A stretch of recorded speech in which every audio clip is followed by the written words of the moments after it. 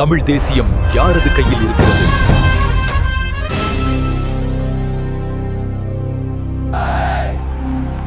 The time for change is now. We demand justice for the struggles of the past 40 years. வணக்கம் நண்பர்களே, இன்று நாம் பேசப் போகும் தலைப்பு தமிழ் தேசியம் யாரது கையில் இருக்கிறது.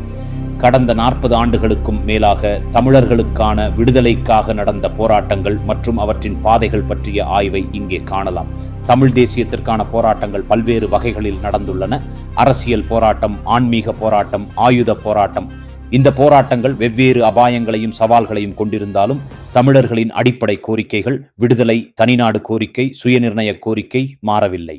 போராட்டத்தின் பல்வேறு காலங்களில் பல நபர்கள் தலைவர்களாகவும் வழிகாட்டிகளாகவும் இருந்தனர். இவர்கள் ஒருபோதும் தமிழ் தேசியத்தை விட்டு வெளியேறவில்லை.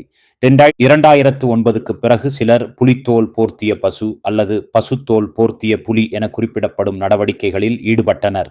இந்த நடவடிக்கைகள் சில நேரங்களில் தமிழ் தேசியத்திற்கு எதிரான விளைவுகளை ஏற்படுத்தியுள்ளன. இன்று தமிழ் தேசியம் என்ற வார்த்தை சில சூழ்நிலைகளில் மறைந்திருக்கும் விதமாக செயல்படுத்தப்படுகிறது. பலர் கடந்த போராட்டங்களை பற்றிய உண்மையை மறைத்து தனிநபர் அல்லது குழுக்களின் விருப்பங்களுக்கே ஏற்ப செயல்படுகின்றனர். இதனால் தமிழ் மக்கள் சுயநிர்ணயம் மற்றும் விடுதலை கோரிக்கையை தெளிவாக காண முடியாமல் இருக்கின்றனர். எழும் கேள்வி ஒன்று: தமிழ் தேசியம் யாரின் கையில் இருக்கிறது?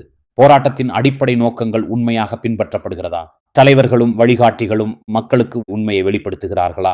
அல்லது சில செயற்பாடுகள் தமிழ் தேசியத்தின் பெயரை மட்டும் பயன்படுத்தி தனிநபர் அல்லது குழுக்களின் இலாபத்திற்காக செய்யப்படுகிறதா? ஆய்வுகள் தொடரும்.